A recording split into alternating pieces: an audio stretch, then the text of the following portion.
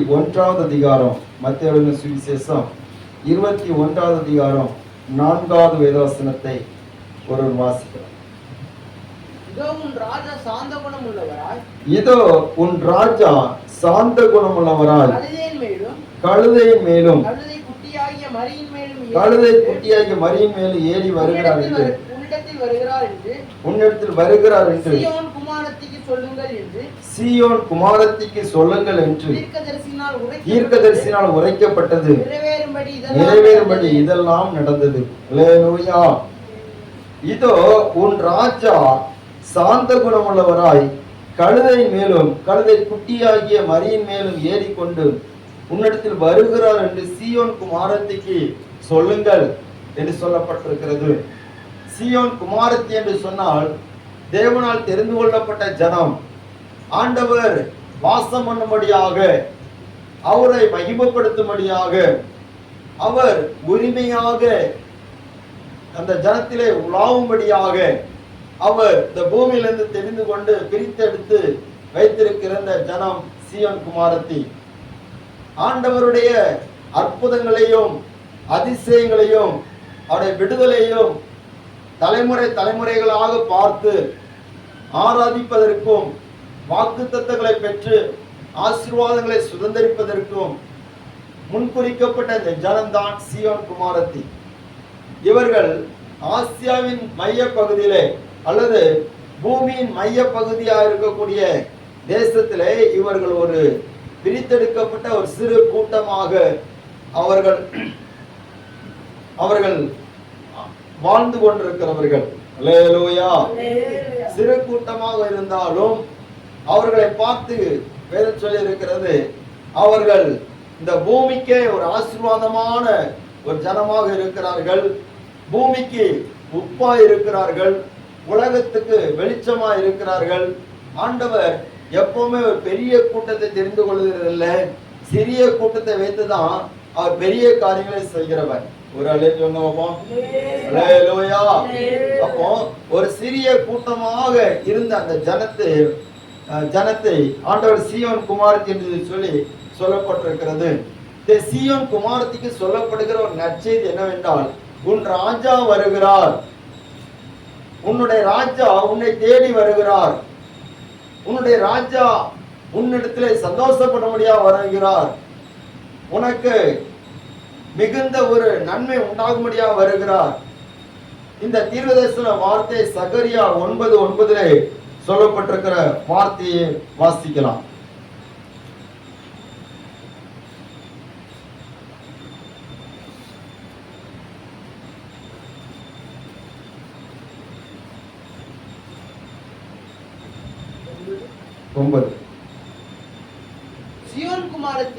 சீயோன் குமாரத்தியே மிகவும் களிகூரு, எருசலேம் குமாரத்தியே கெம்பீரி, இதோ உன் ராஜா உன்னிடத்தில் வருகிறார், அவர் நீதி உள்ளவரும் ரட்சிக்கிறவரும் தாழ்மை உள்ளவரும் கழுதை மேலும் கழுதை குட்டியாகிய மரியின் மேலும் ஏறி வருகிறவருமா இருக்கிறார். அல்லேலூயா, அல்லேலூயா. சொல்றோம் பாருங்க, உலகத்தின் ராஜாக்கள் இருக்கிறார்கள், ராஜ்யங்கள் இருக்கிறது. ஆனால் அந்த ராஜாவுக்கு இந்த ராஜாவுக்கு ரொம்ப வித்தியாசம். அந்த ராஜாக்கள் தங்களுடைய அதிகாரத்தை வெளிப்படுத்தும்படியாக, தங்களுடைய பெருமைகளை வெளிப்படுத்தும்படியாக, தங்களுடைய ராஜ்யத்தை விரிவாக்கும்படியாக, அநேகருடைய உயிரை எடுத்து அநேகருடைய இரத்தத்தை சிந்தி அனைவருடைய உழைப்பை வாங்கி தங்கள் ராஜ்யத்தை விரிவுபடுத்துகிறார்கள். அல்லேலூயா. ஆனா இந்த ராஜா அப்படிப்பட்டவர் கிடையாது.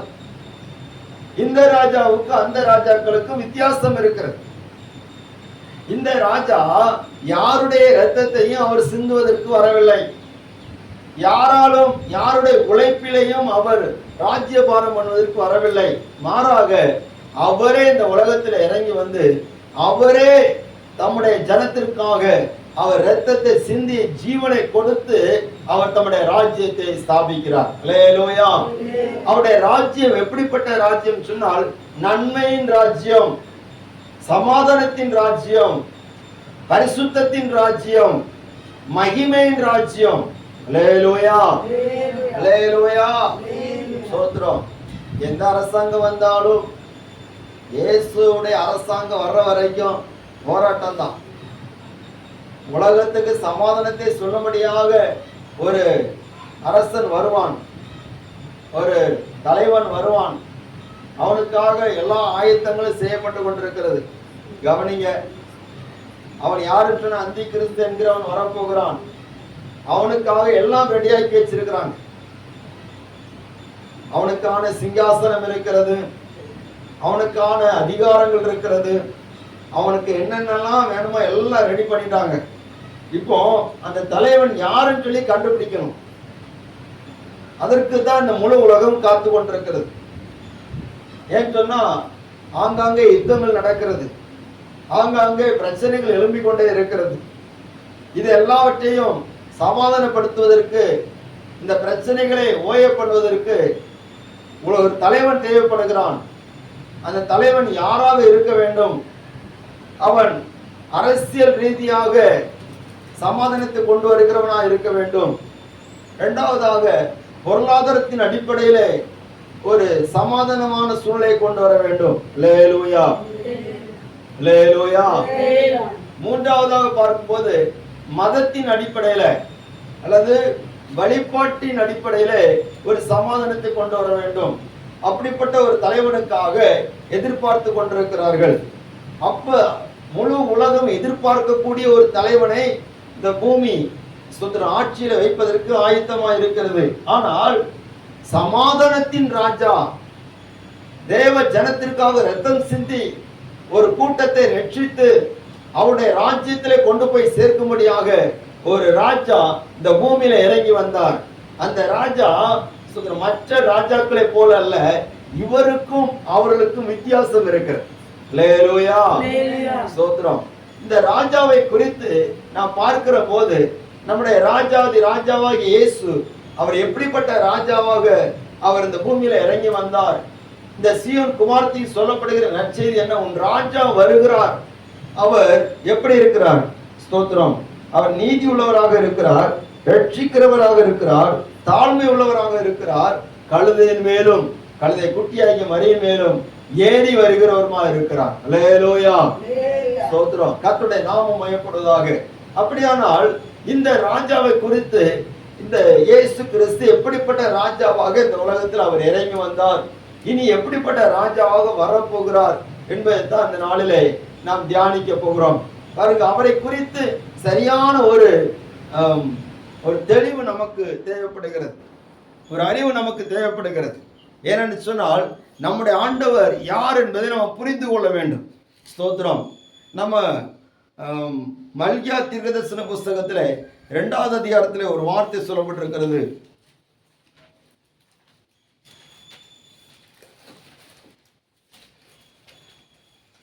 மல்கியா தீர்க்கதரிசன புஸ்தகம் 1வது அதிகாரம் 6வது வசனம்.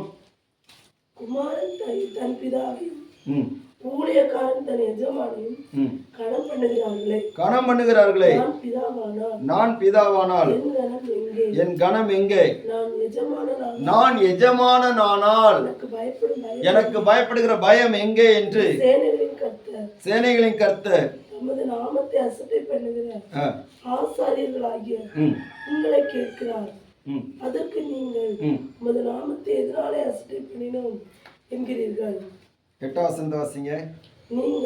நீங்கள் கண் ஊனமானதை பலியிட கொண்டு வந்தாலும் அது பொல்லாப்பல்ல. நீங்கள் கால் ஊனமானதை நசல் பிடித்ததையும் கொண்டு வந்தாலும்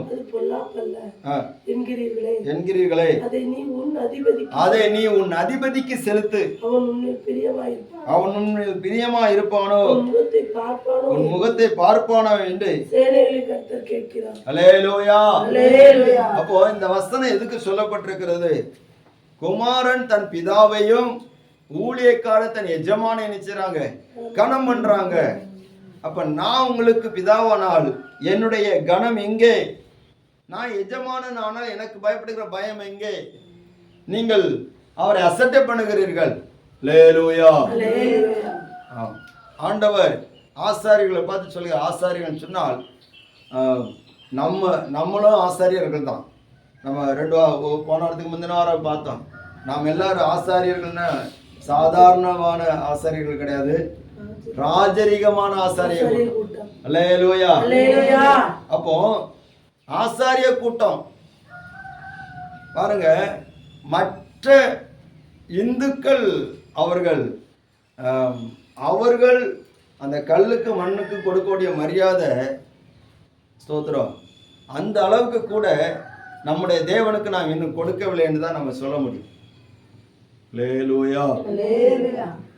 ஸ்தோத்திரம். பாருங்க, இங்க சொல்லப்படுது, நீங்கள் கண் ஊனமானதை பலியிட கொண்டு வரீங்க, கால் ஊனமானதை கொண்டு வரீங்க, இதை உன் அதிபதிக்கு செலுத்து, அவன் உன்னை ஏற்றுக்கொள்வான பார்ப்போம், உன் முகத்தை பார்ப்பான பார்ப்போம். அல்லேலூயா. உன் ராஜாவுக்கு செலுத்தி பாரு, உன்னுடைய அதிகாரிக்கு கொடுத்து பாரு. வீட்டு வரி கட்டணும்னு சொன்னா ₹1 குறைச்சி தரேன்னு சொல்லி வாங்க மாட்டான். கரண்ட் பில்லு ₹2 குறைச்சி நான் கட்டுறேன்னு சொன்னா ஒருத்தனை கேட்க மாட்டான். பஸ் யாரியாச்சுன்னு சோத்திரம். அல்லேலூயா.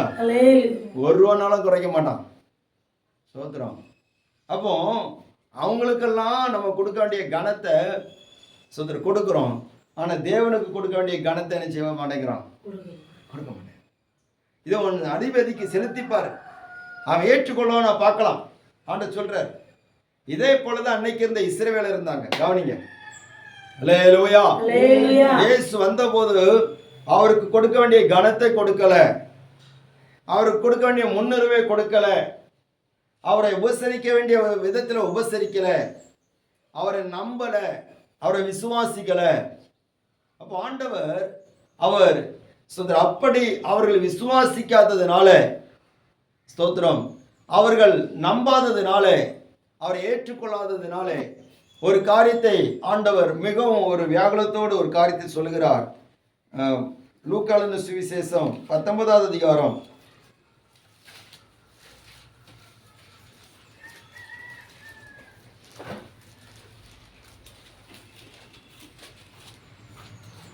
41-42. இயேசு அவர்களுக்கு பிரதியுத்தரமாக 41-42 19வது அதிகாரம். அவர் சமீபமாய் வந்தபோது நகரத்தை பார்த்து அதற்காக கண்ணீர் விட்டு அழுது, உனக்கு கிடைத்த இந்த நாளிலாகிலும் உன் சமாதானத்துக்கு ஏற்றவைகளை நீ அறிந்திருந்தாயானால் நலமாயிருக்கும். இப்பொழுதோ அவைகள் உன் கண்களுக்கு மறைவாயிருக்கிறது. அல்லேலூயா. ஆண்டவர் அவர் ராஜாவாக வந்திருக்கிறார். ஆனா இவங்க எதிர்பார்த்த அளவுக்கு இல்லை. இவங்க என்ன எதிர்பார்த்தாங்கன்னா, ரோமருடைய ஆட்சியை விரட்டுகிற ராஜான்னு சொல்லி நினைத்தார்கள். ஆனால் ஸ்தோத்திர, இயேசு ரோமருடைய ஆட்சி அல்ல, தீமை வெல்லும்படியான ஆட்சி அவர் நிலைநாட்ட வந்திருக்கிறார். அல்லேலூயா. எந்த ஆட்சியை நிலைநாட்ட வந்திருக்கிறாரு? தீமையை வெல்லுகிற ஆட்சி. தீமையை வெல்வதற்கு தீமையை பயன்படுத்தவில்லை, அவர் நன்மை செய்து தீமையை ஜெயித்தார். அல்லேலூயா. நன்மை செய்து தீமையை ஜெயித்தார். பாவத்துக்கான தண்டனையை மன்னித்து ஜெயித்தார்.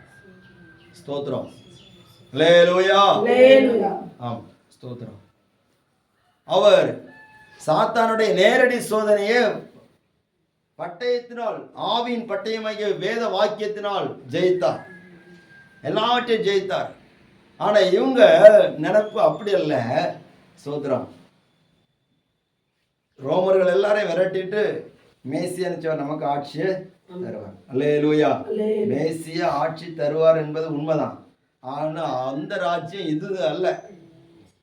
பிலாத்துக்கு முன்னாடி சொல்றாரு, என்னுடைய ராஜ்யம் இவ்வுலகத்துக்குரியது அல்ல, என்னுடைய ராஜ்யம் இவ்வுலகத்துக்குரியது கிடையாது. ஸ்தோத்திரம். அப்போ அவர் ராஜாவாக இருக்கிறார். அவரை ஏற்றுக்கொள்ளாமல், அந்த ராஜாவை குறித்து அறியாமல் இருக்கிற போது இயேசு மிகவும் வியாகுலப்படுகிறார். பாருங்க, இயேசு அவர் வாழ்ந்த நாட்களிலே அவரை குறித்து நாம் வேதத்தில் பார்ப்போமானால், அவர் எங்கேயும் சிரித்ததாக வசனம் இல்லை. அல்லேலூயா. எங்கேயும் ரொம்ப சந்தோஷப்பட்ட மாதிரிலாம் வசனம் கிடையாது.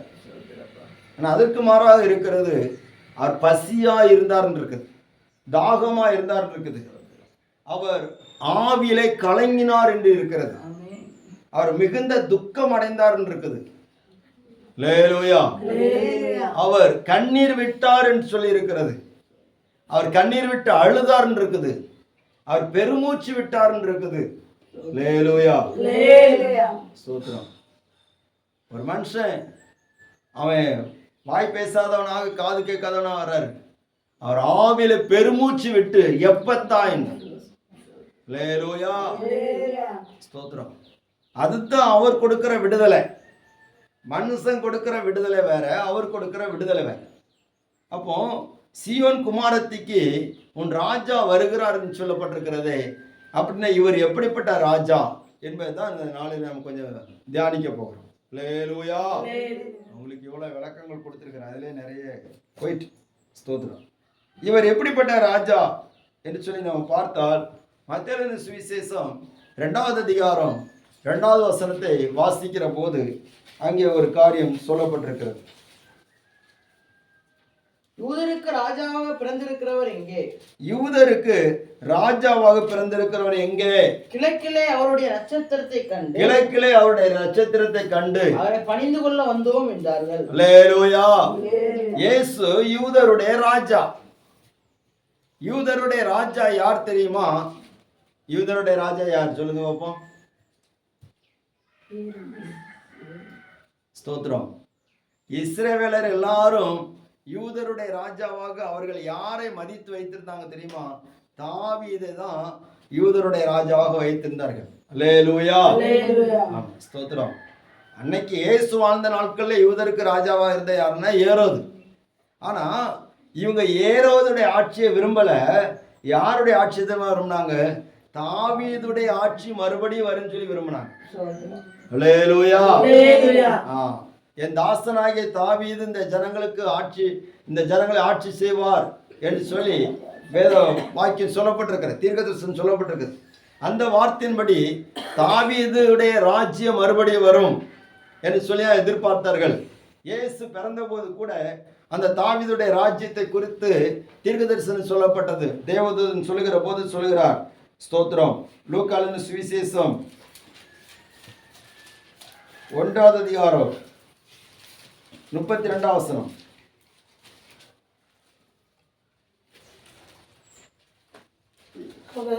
அவர் பெரியவராயிருப்பார், உன்னதமானுடைய குமாரன் எனப்படுவார், கர்த்தராகிய தேவன் தாவீதின் சிங்காசனத்தை அவருக்கு கொடுப்பார். அவர் யாக்கோபின் குடும்பத்தாரை என்றென்றைக்கு அரசாளுவார், அவருடைய ராஜ்யத்துக்கு முடிவிராது. அல்லேலூயா. ஆமா, இவர் ராஜான்னு சொன்னா இவருடைய ராஜ்யத்துக்கு என்னைக்குமே முடிவு வராது. ஸ்தோத்திரம். அவங்க முடிவு வரக்கூடிய ராஜ்யத்தை தேடுறாங்க. இயேசு முடிவில்லாத ராஜ்யத்தை அவர் கொடுக்க விரும்புகிறார். அல்லேலூயா. முடிவு பெறக்கூடிய ராஜ்யம் வேணுமா? முடிவில்லாத ராஜ்யம் வேணுமா? முடிவில்லாத ராஜ்யம். அல்லேலூயா. ஸ்தோத்திரம். முடிவில்லாத ராஜ்யம் வேணும்னு சொன்னா அதுக்கு சில பாதைகள் உண்டு, அதுக்கு சில காலங்கள் உண்டு. அது வரைக்கும் வெயிட் பண்ண வேண்டியதான். முடிவில்லாத ராஜ்யத்தை இயேசு ஸ்தாபிக்க போகிறார். பாருங்க. அப்போ அவர் பிறந்த போதும் தாவீதின் சிங்காசனத்தை அவருக்கு கொடுப்பார் அப்படின்னு சொன்னா, தாவீதுடைய ஆட்சியில நீதி இருந்தது, நியாயம் இருந்தது, எப்பொழுதும் கர்த்தரை துதிக்கிற துதி இருந்தது, எப்பொழுதும் தேவனுடைய ஆலயத்தின் மேல வாஞ்ச வைத்த தாவீது போல ஒருத்தனும் கிடையாது. அல்லேலூயா. தேவாலயத்தை கட்டின சாலமோன் கூட தேவனுடைய ஆலயத்தின் மேல அவ்வளவு வாஞ்ச வைக்கல. அவங்க அப்பா சொன்ன கட்டளை நிறைவேற்றினாரு. ஆனா ஸ்தோத்திரம், போக போக போக தேவனுடைய ஆலயத்தையும் கட்டினாரு. ஸ்தோத்திரம். அதே நேரத்தில் அவர் தன்னுடைய மனைவிகளுக்கும் மறுமனையாட்டிகளுக்கும் அவர்களுக்கு பிடித்த தெய்வங்களுக்கும் கோவில்களையும் கட்டினார். அல்லேலூயா. ஆமா, ஆலயத்தில் வந்து ஜெபமும் பண்ணுவாங்க, பிசாசுக்கு இன்னொரு பத்தில கோவிலையும் கட்டிட்டு இருப்பாங்க. புரியுதா உங்களுக்கு? அல்லேலூயா. நிறைய பேரை பார்த்தீங்கன்னா அப்படியே பண்ணுவாங்க. இங்கே வந்து கும்பிட்டுக்கிடுவாங்க, ஜெபம் பண்ணிக்கிடுவாங்க, கோயிலில் போய் காணிக்கையும் போட்டுக்கிடுவாங்க, சுரூபத்தை வழிபட்டுக்கிடுவாங்க. அதெல்லாம் தவறு, ஆண்டவர் பிரியமில்லாத காரியம். சாலமோன் அதை தான் செய்தான். சோத்திரம். சரி, ஆண்டவரை பிரியப்படுத்துக்கு அவரு கோவப்பட்டுற கூட, அவர் பிரியப்படுத்துறதுக்கு அவருக்கு ஒரு ஆலயம். சோத்திரம். மர்மனையாட்டிகள் அவங்க கோவப்பட்டுற கூடாதுங்கிறதுக்காக அவங்களுக்கெல்லாம் ஒவ்வொரு கோவில். சோத்திரம். அவங்கெல்லாம் கூப்பிடுவாங்க. இவர் சொல்லுவார், சரி நான் வரல அப்படிம்பாரு. இல்லை, உண்மையிலே என் மேலே அன்பு இருந்துன்னா என்ன செய்யுங்க, வாங்க. இந்த பெண்களுடைய அந்த மயக்கமான வார்த்தைக்கு நம்ம ஐயா நினைச்சிட்டாரு, மயங்கி போயிட்டார். ஸ்தோத்திரம். இவர் வந்து தாவீது ஒரு மிகப்பெரிய ஒரு ராஜா. அவனுடைய மகனாகிய சாலமோன் என்று சொன்னால் சமாதானம் சொல்லி அர்த்தம். அப்போ ஆண்டவர் என்னுடைய ஆட்சியிலே சமாதானத்தை கொடுத்திருந்தார். ஆனால் இவன் கலக்கத்தை உண்டாக்குறவனாக காணப்பட்டான். அதனால தான் அவன் கடைசி நாளில் சொல்றான், மாயே மாயே எல்லாம் மாயே. அல்லேலூயா. சோதர கடைசியில தேடி தேடி பார்த்து சொல்றாரு, 1000 பேருக்குள்ள ஒரு புருஷனை கண்டேன், இவர்களுக்குள்ள ஒரு ஸ்திரீ நினைச்சல காணவில்லை. அல்லேலூயா. அந்த ஸ்திரீகளுக்காகத்தான் அவன் நிறைய காரியத்தை செய்தான். ஆனா எல்லாமே பிரச்சனை ஆயிடுச்சு. அன்பானவர்களே கவனிங்க. ஆனா இந்த ராஜா யூதருடைய ராஜா சொன்னால் தாவீதுடைய ஆட்சியை கொண்டு வரக்கூடிய ராஜா.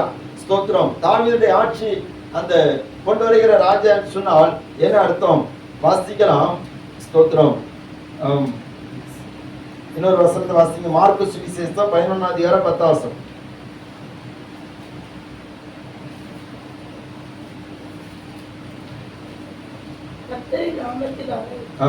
வருகிற தம்முடைய பிதாவாகிய தாவீதின் ராஜ்யம் ஆசீர்வதிக்கப்படுவதாக உன்னதத்திலே ஓசனா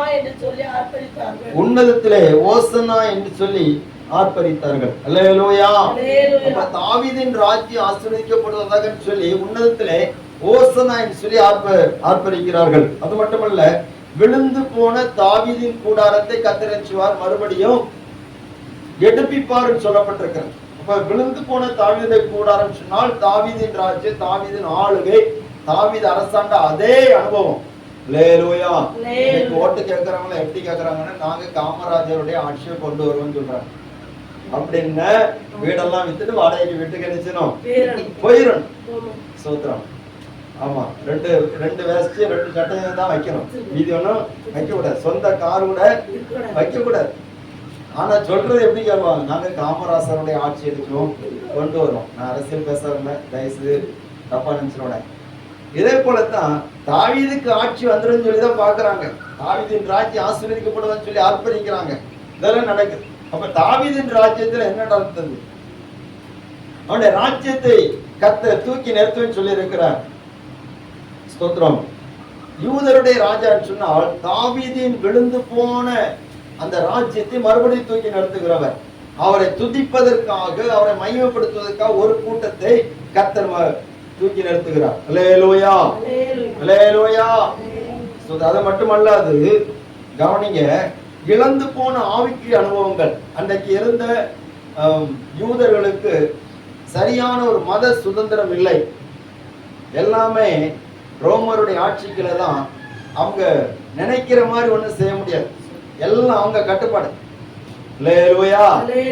எல்லாம் ரோமருடைய கட்டுப்பாட்டுக்குள்ள தான் இருந்துச்சு. இவங்க நினைச்ச அளவுக்கு ஒண்ணுமே செய்ய முடியல. ஸ்தோத்திரம். அவங்க மத சுதந்திரம் இல்லை, அவங்க மார்க்க சுதந்திரம் இல்லாதபடிக்கு கஷ்டப்படுறாங்க. அப்ப தாவீது வந்த போது அந்த மார்க்க சுதந்திரம் இருந்துச்சு. அது மட்டுமல்ல, ரோமர் அவங்க தங்களுடைய சீசர்களை கடவுளாக வழிபட வேண்டும் என்கிற கொள்கை இருந்தது.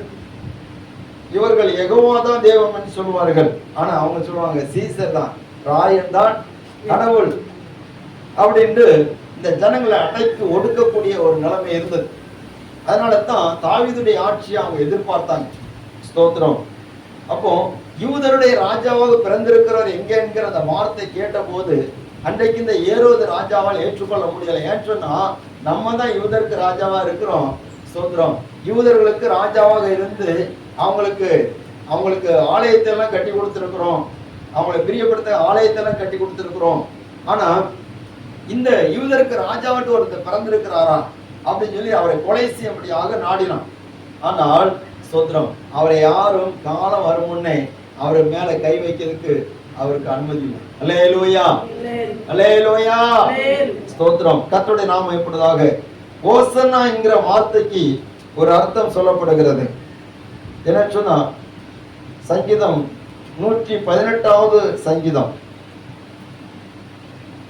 25வது வசனம் 26வது வசனம்.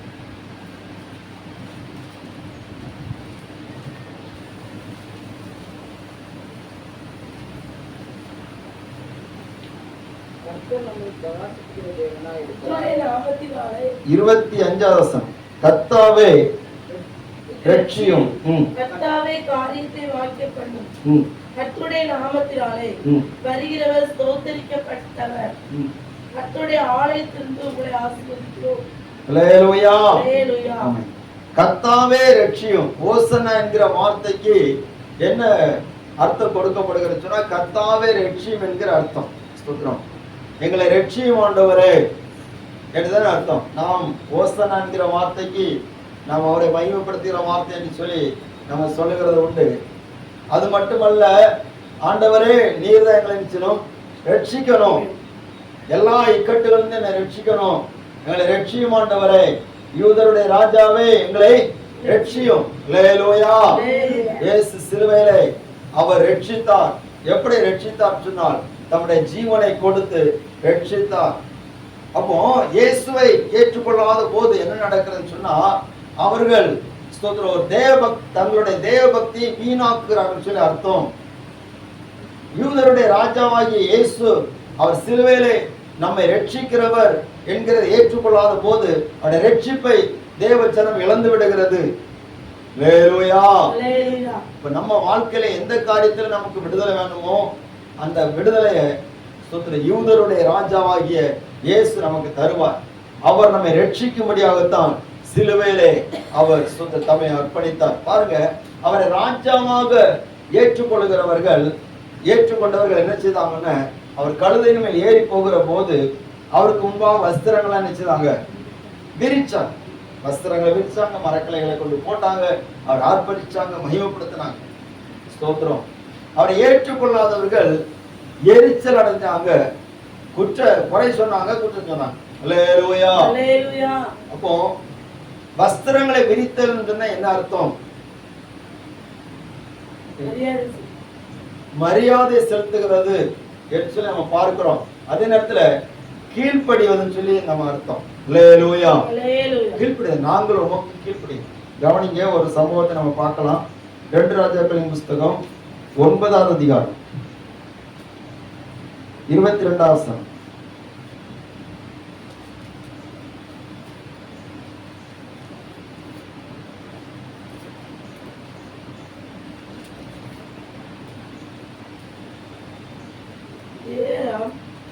யெகூவை கண்டவுடனே யெகூவே சமாதானமா என்றார்.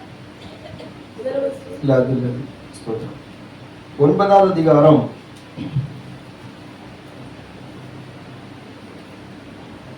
13வது வசனத்தை வாசிங்க. அப்பொழுது அவர்கள் தீவிரமாய் அவரவர் தங்கள் வஸ்திரத்தை படிகளின் உயரத்தில் அவன் கீழே விரித்து எக்காலம் ஊதி யெகூ ராஜாவானான் என்றார்கள். அல்லேலூயா. கவனிங்க, யெகூ என்கிறவனே ராஜாவாக அபிஷேகம் பண்ணப்படுகிறான். எலிசா தீர்க்கதரிசி தன்னுடைய மாணவன் ஒருவனை கூப்பிட்டு தைல குப்பி நிரம்பிட்டு நேர போய் யெகூ எங்க இருக்கிறான்னு சொல்லி பார்த்து அவனை ராஜாவாக அபிஷேகம் பண்ணு சொல்லியாச்சு. இந்த வாலிபன் வருகிறான், வந்து யெகூவை கூப்பிட்டு சேனாபதி உனக்கு ஒரு வார்த்தை இருக்குன்னு சொல்லி யெகூவை ராஜாவாக அபிஷேகம் பண்ணுகிறான். அபிஷேகம் பண்ணிட்டு அவன் ஓடிட்டான். அப்போ அங்க இருந்தவங்க எல்லாம் கேக்குறாங்க, யெகூவே அந்த பைத்தியக்காரன் அவன்கிட்ட இருந்து என்ன சொன்னான்? அல்லேலூயா. என்ன சொன்னாங்க? பைத்தியக்காரன் என்ன சொன்னான்? அவன் ஒன்றும் இல்லை, உன்னை இஸ்ரவேலின் ராஜாவாக அபிஷேகம் பண்ணி இருக்கிறன்னு சொல்லி கர்த்தர் சொல்லுகிறான்னு சொல்லிட்டு போயிட்டான் அப்படின்னு. உடனே அந்த வார்த்தையை கேட்ட கூட இருந்தவங்கள சொல்றாங்க, சொல்ற அவனை தீவிரமாக அவங்க எல்லாம் தங்கள் வஸ்திரங்களை என்ன செய்தாங்க, படிகளை விரித்து எக்காலம் ஊதி எகு ராஜாவான்னு சொன்னான். அல்லேலூயா. அப்படின்னா அவங்க தங்கள் வஸ்திரங்கள் எல்லாம் கலட்டி நாங்க உமக்கு அடிமைகள் சொல்லி அப்படியே கீழ்ப்படிஞ்சிருவாங்க. நீங்க என்ன சொல்றீங்களோ அதை நாங்க செய்யறோம், ஏன்னு நாங்க எங்க இஷ்டப்படி இருந்துச்சு மாட்டோம், செய்ய மாட்டோம். அல்லேலூயா.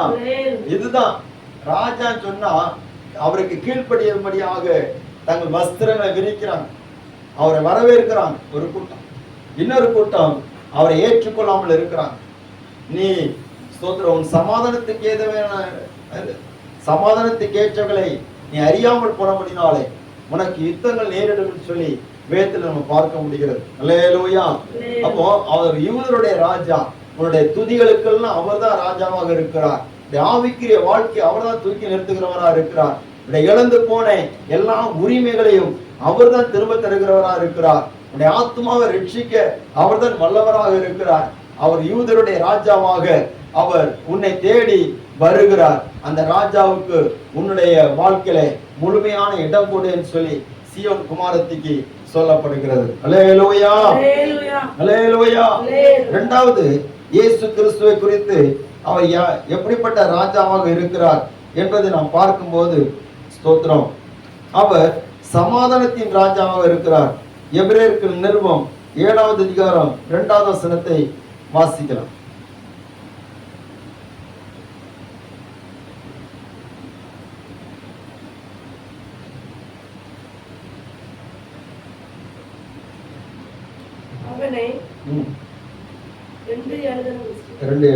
அவனை தேவதூதரிலும் 7வது அதிகாரம் 2வது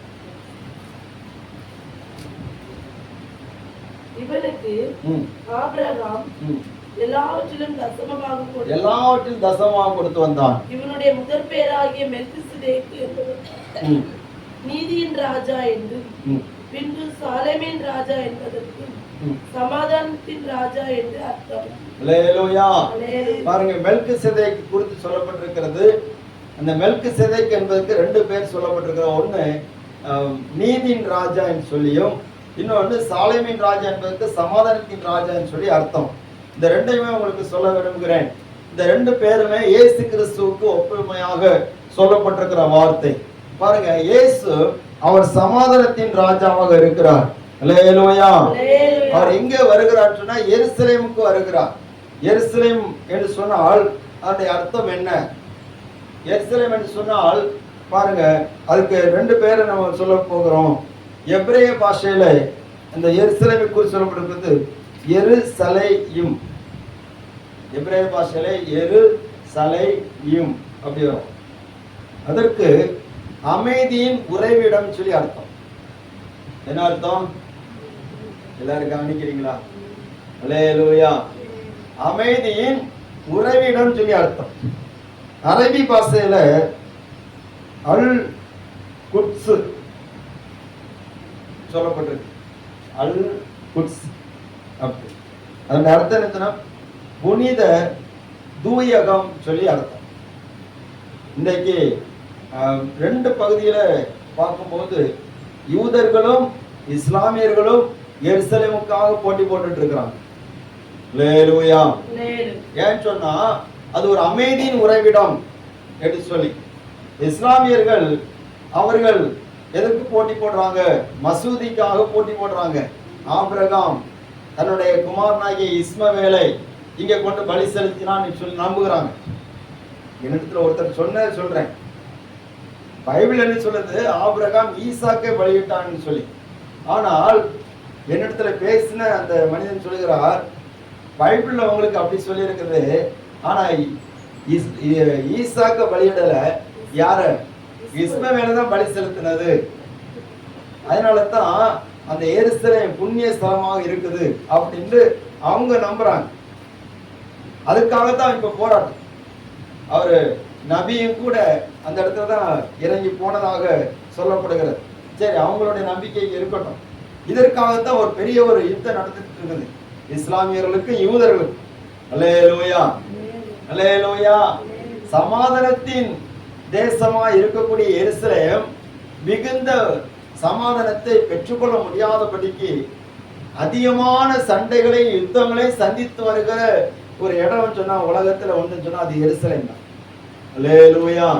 ஏன்னா பூமி மைய பகுதி, ஆண்டவர் இயேசு ஆட்சி செய்ய போகிற பகுதி அது. அவர் சமாதானத்தின் ராஜாவாக அந்த எருசலேமுக்கு நேராக வருகிற போது அவர்கள் அவரை ஏற்றுக்கொள்ளவில்லை. அவர்கள் அதை ஏற்றுக்கொள்ளாதபடிக்கு அவர் சமாதானத்தின் ராஜாவாக வருகிறார்.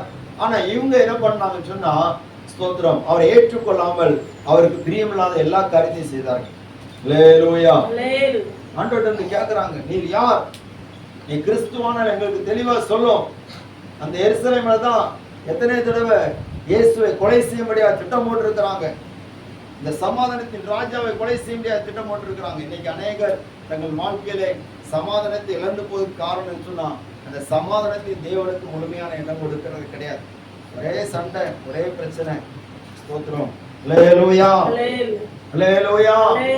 சமாதானத்தின் ராஜா அவர் வருகிறார். ஸ்தோத்திரம். அப்போ அவரோடு நாம் சமாதானமாக வேண்டும். எப்படிப்பட்ட சமாதானத்தை தருகிறான்னு சொன்னா, ஏசாயா தீர்க்கதரிசன புஸ்தகம் 53வது அதிகாரம் 5வது வசனம்.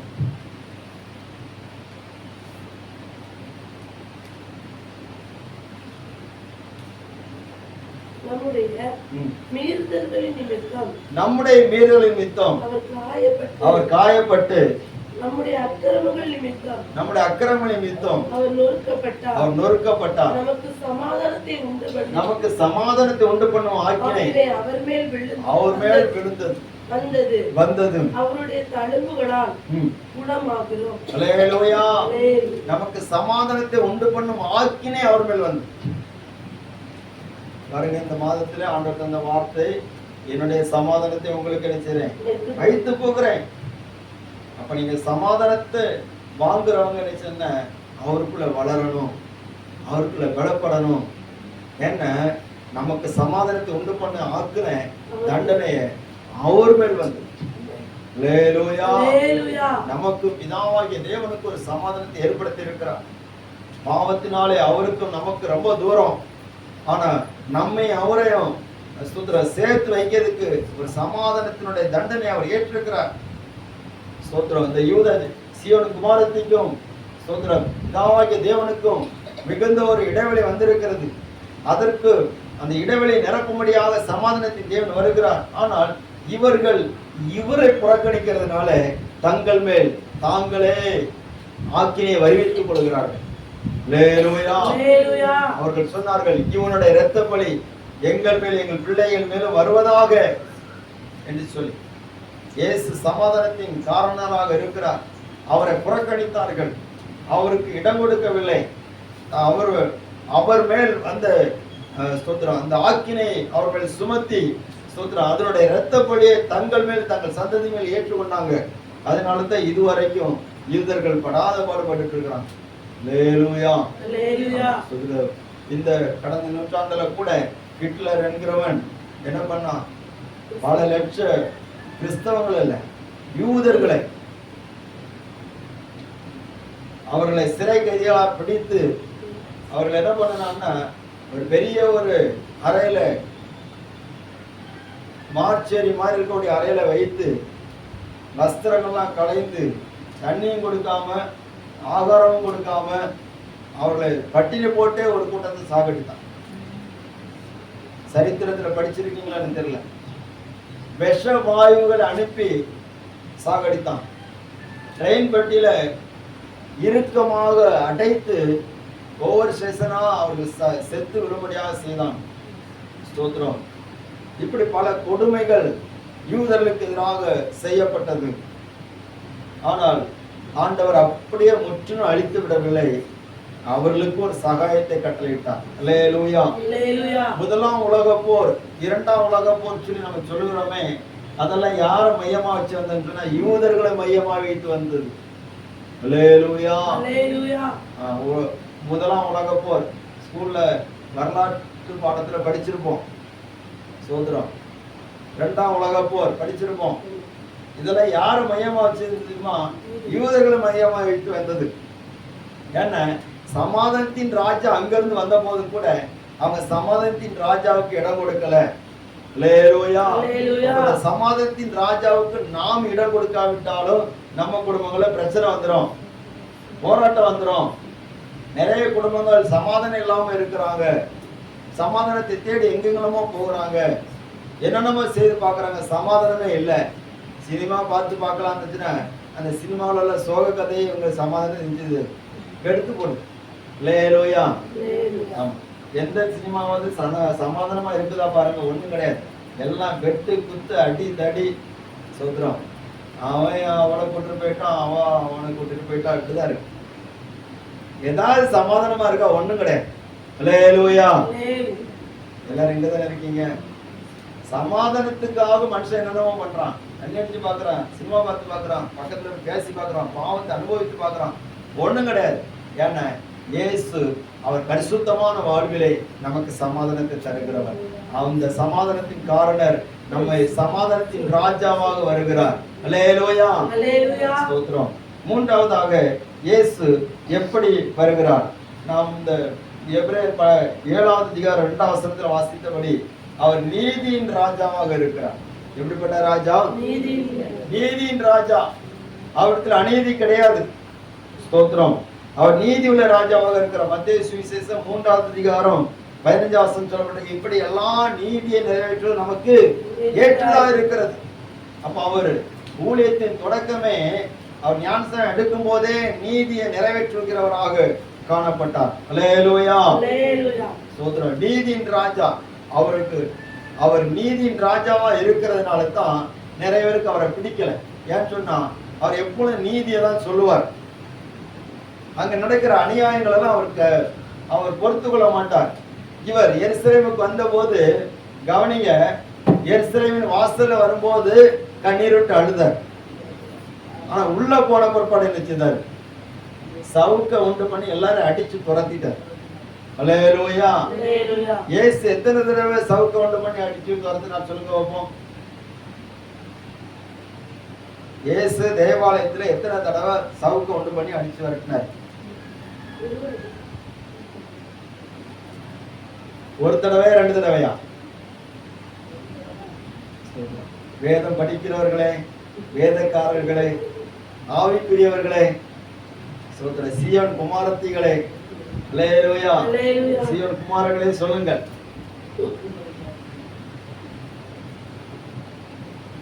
அவர் எத்தனை தடவை அடிச்சிருக்கா நமக்கு என்ன அப்படின்னு இருக்க கூடாது.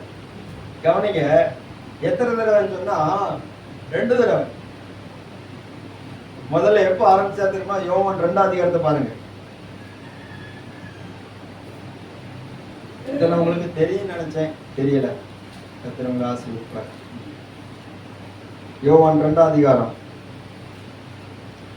13-14 வசனம்.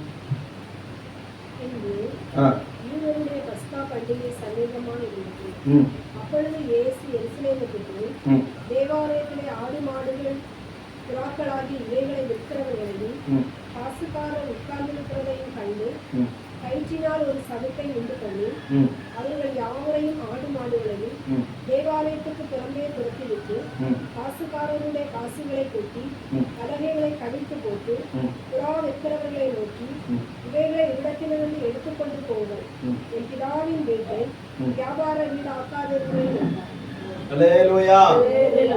முதல்ல அவர் ஊழியத்தின் தொடக்கத்துல முதல் அற்புதம் செய்த உடனே அவங்க தொடங்கிட்டாரு அவருக்கு வேலையை. அல்லேலூயா. யூதருடைய பஸ்கா பண்டிகை வருது. இந்த பஸ்கா பண்டிகையில இயேசு என்ன பண்றாரு?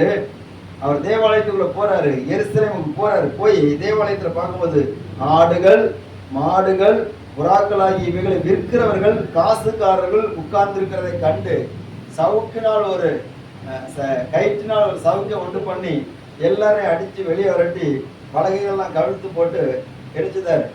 இதெல்லாம் எடுத்துட்டு போங்க, பிதாவின் வீட்டை எப்படி ஆக்காதீங்க, வியாபார வீடு ஆக்காதீங்கன்னு சொல்லிட்டு அப்படி சொல்லிட்டார். அல்லேலூயா.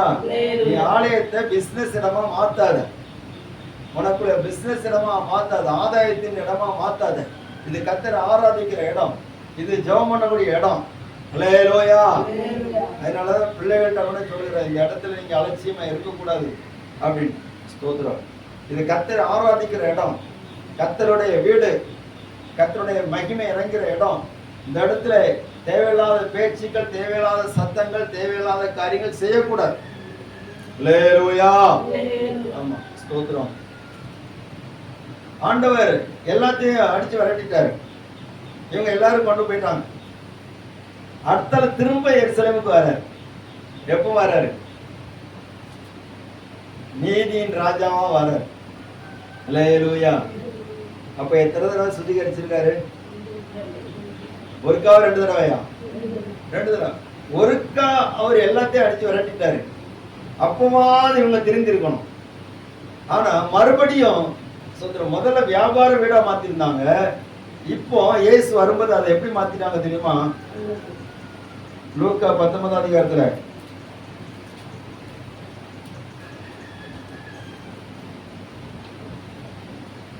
46 வசனம்.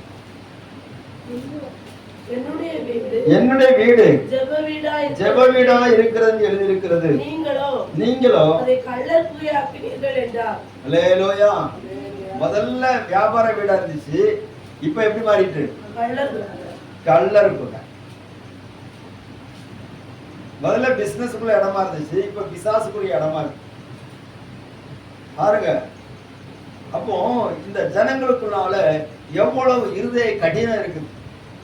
எங்களுக்கு தெரியாத வசனமா, எங்களுக்கு தெரியாத ஒரு மார்க்கமா அப்படின்ட்டு அவங்க எவ்வளவு பொருளாசையில மயங்கி எந்த அளவுக்கு ஆண்டோடைய வசனத்தை புறக்கணித்து அந்த ஆலயத்துக்குள்ள பிசாசுக்கு ஒரு இடம் கொடுத்து வச்சிருக்கிறாங்க. கள்ளர் குகையா மாத்தி இருக்கிறோமா? இன்னைக்கு அநேக தேவ பிள்ளைகள் கள்ளர் குகையா வச்சிருக்கிறாங்க. தங்கள் இருதயத்தை, தங்கள் வாழ்க்கை கள்ளர் குகையா வச்சிருக்கிறாங்க. நம்முடைய சரீர தேவனுடைய வீடு. ஒருவன் தேவனுடைய ஆலயத்தை கெடுத்தால் அவனை தேவன் கெடுப்பார் என்று சொல்லப்பட்டு தேவனுடைய ஆலயத்தை கள்ளர் குகையா வச்சிருக்கிறாங்க, வியாபார வீடா வச்சிருக்கிறாங்க. ஸ்தோத்திரம். ஆண்டவர் விரும்பாத காரியங்கள் உள்ள இருக்குது, சிந்தனையில இருக்குது. நம்ம சிந்தனையில கள்ளர் குகையா இருக்கிறோமா? நம்முடைய பேச்சுக்கள் பிசாசுக்கு பிடிச்ச காரியங்கள் இருக்குதா? ஆண்டவர் எத்தனை தடவை நம்மளை சிரிச்சிட்டு அப்பப்போ ஒவ்வொரு தட்டு தந்து சரியாக்குறார். ஆனாலும் மறுபடியும் அதுல விழுந்துருவோம். ஆண்டவர் அதை அருவருக்கிறார். அவர் நீதியின் ராஜா. அவர் அநியாயத்தை பொறுத்து கொண்டிருக்க மாட்டார். அல்லேலூயா. நம்ம பார்க்கறது என்னன்னா, அவர் யூதருடைய ராஜாவா பார்க்க எழுந்து போனாலும் தந்துருவார் அப்படின்னு. நல்லதுதான். சமாதானத்தின் ராஜா, சண்டையே போட மாட்டாரு, எப்பொழுது சமாதானத்தை மட்டும் தான் தருவாரு. நல்லதுதான். அதே நேரத்துல நீதியின் ராஜாவும் கூட. அல்லேலூயா. யூதருடைய ராஜான்னு சொன்னா இழந்து போனதை திரும்ப தருவார் சொல்லி அர்த்தம். சமாதானத்தின் ராஜான்னு சொன்னால் சோத்திரம், சமாதானத்தை அருள்வார் சொல்லி அர்த்தம். நீதியின் ராஜான்னு சொன்னால் அவர் நியாயாதிபதியாக வருவான்னு சொல்லி அர்த்தம். அல்லேலூயா. நமக்கு எப்படினாலும் அவரை சந்திக்க நம்ம ரெடியா தான் இருக்கோம். யூதருடைய ராஜாவாக இருந்தாலும் நம்ம இழந்து போனதை தருவதற்கு தருவார், பெற்றுக்கொள்ள ஆயத்தமா இருக்கணும். சமாதானத்தின் ராஜான்னு சொன்னால் நாம் எல்லாவற்றிலும் சமாதானம் உள்ளவர்களாக நம்ம இருக்கணும். நீதியின் ராஜா சொன்னா நாம் எல்லாவற்றிலும் நீதி உள்ளவர்களா இருக்கணும். அல்லேலூயா. இந்த மூணு தன்மையிலே இயேசுவை ராஜாவாக ஏற்றுக்கொள்ள முடியாதவர்கள் அவங்க ரொம்ப பாதிக்கப்படுவாங்க. இயேசு சொன்னார், இவைகளை நீ அறியாதபடிக்கு உன் கண்களுக்கு அது மறைவா இருக்கிறது. உன்னில் உள்ள உன் பிள்ளைகளை தரையோட தரையாக்கி போட்டு உன் மதில்களை ஒரு கல்லின் மேல் ஒரு கல்லில் ஆதபடிக்கு எல்லாம் இடித்து போட்டு தரையாக்க நாட்கள் வரும். வந்தது. அதே போல இயேசுவை யூதருடைய ராஜாவாக ஏற்றுக்கொள்ளாதவர்கள் அவங்க சொன்னாங்க, ராயன் தான் எங்களுக்கு ராஜா அப்படின்னு சொன்னாங்க. சமாதானத்தின் ராஜாவாக ஏற்றுக்கொள்ளல, அவரை நீதியின் ராஜாவாக ஏற்றுக்கொள்ளல. ஆனபடினாலே அங்கே இயேசு சொன்ன அந்த தண்டனை வந்தது. என்ன வந்ததுன்னு சொன்னா, இந்த லூக்கா 19வது அதிகாரத்துல, உன்னை சந்திக்கும் காலத்தை நீ அறியாமல் போனபடியினால் உன் சத்துருக்கள் உன்னை சூழ மதில் போட்டு உன்னை வளைந்து கொண்டு எப்பக்கத்தில் உன்னை நெருக்கி உன்னை உன்னிலுள்ள உன் பிள்ளைகளை தரையாக்கி போட்டு உன்னிடத்தில் ஒரு கல்லின் மேல் ஒரு கல்லிடாதபடிக்கு செய்ய நாட்கள் உனக்கு வரும் என்றார். அல்லேலூயா. அப்போ இதெல்லாம் வரும். நீ தேவாலயத்தை குறித்து பெருமை பாராட்டிட்டு இருக்க, உனக்கு இருக்கிற நகரத்தை குறித்து பெருமை பாராட்டிட்டு இருக்க, உன்னுடைய ஆட்சியை குறித்து பெருமை பாராட்டிட்டு இருக்கிற, உனக்கு இருக்கிற அரசாங்க செல்வாக்கை குறித்து பெருமை பாராட்டிட்டு இருக்கிற. ஆனா இதெல்லாம் ஒரு நாள் போயிரும். அல்லேலூயா. நிக்கிறேன் சொல்றவன் தான் விழாதபடிக்கு எச்சரிக்காரு. எந்த மேட்டியுமே வேண்டாம். ஒரு ஆண்டவருக்கு முன்னாடி தாழ்மைப்பட்டா போச்சு. சோத்ரம் பாருங்க, நிறைய பேர் இப்படித்தான். ஊழியங்கள் கூட நிறைய இல்ல பாருங்க. ஊழியர்கள் இல்ல, நல்ல நட்சத்திரங்களை போல பிரகாசித்த ஊழியர்கள் கூட விழுந்து கிடக்குறாங்க.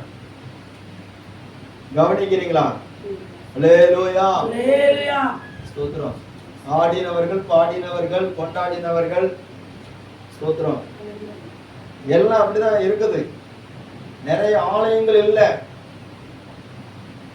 எப்போ வருதுன்னு சொல்லி தெரியாது. கர்த்தருடைய நாமம் மகிமைப்படுவதாக. எங்களோட உள்ள ஊழியர்கள் நம்ம கனப்படுத்தின நிறைய ஊழியங்கள்லாம் பார்க்கிறோம். அவங்கள மேன்மையா பார்த்த ஊழியங்கள்லாம் கவனிங்க. அல்லேலூயா. எல்லாரும் கவனிக்கிறீங்களா? அவங்கள மேன்மையா பார்த்த ஊழியர்கள்லாம் பார்த்தீங்கன்னா இன்னைக்கு அவங்க எழும்ப முடியாம கிடக்குறாங்க. வேதனையா இருக்குது. எதை குறித்து பெருமை பாராட்டக்கூடாது. ஸ்தோத்திரம்.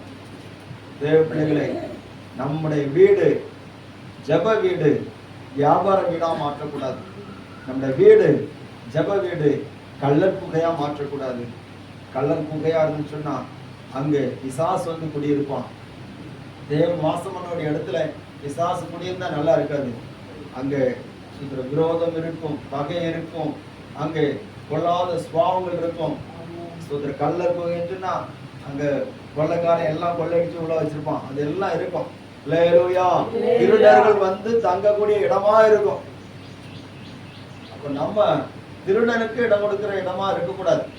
கர்த்தருடைய நாமம் இப்படிதான். கடைசியாக இயேசு எப்படி வரப்போகிறாருன்னு ஸ்தோத்திரம், அவர் யூதருடைய ராஜாவாக அல்ல, சமாதானத்தின் ராஜாவாக அல்ல, நீதியின் ராஜாவாக அல்ல, இனி வரப்போகிற ராஜாதி ராஜாவாக வரப்போகிறார். அல்லேலூயா. அவர் இந்த உலகத்துல வந்தது, அவர் யூதருடைய ராஜாவாக வந்தார், சமாதானத்தின் ராஜாவாக வந்தார், நீதியின் ராஜாவாக வந்தார். இனி எப்படி வரப்போகிறார்னா ராஜாதி ராஜாவாக வரப்போகிறார். அல்லேலூயா. எப்படி வரப்போகிறார்? ஸ்தோத்திரம். வெளிப்படுத்தின விசேஷம் 15 அதிகாரம்.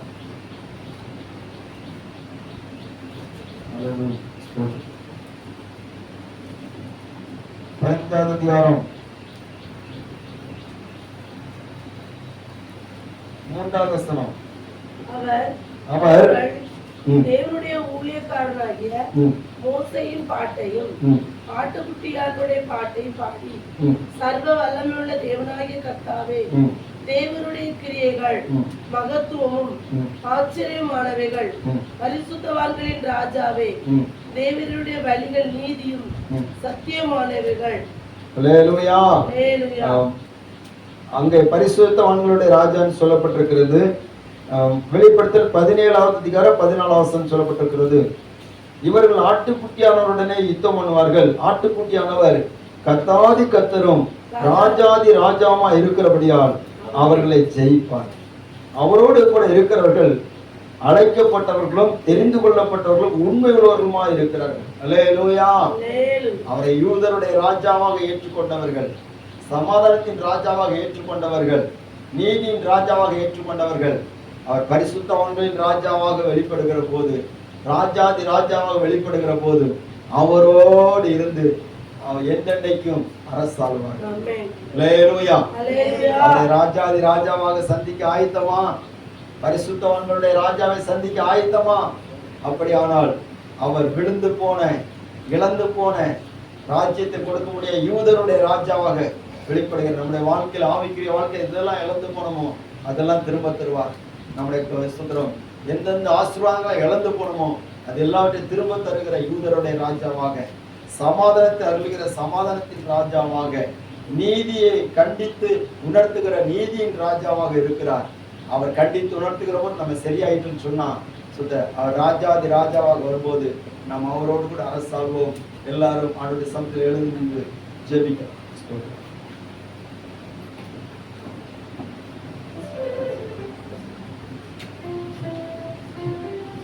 ராஜா வருகிறார் ஆயத்தமாவோ, ராஜா வருகிறார் ஆயத்தமாவோ, இயேசு வருகிறார்.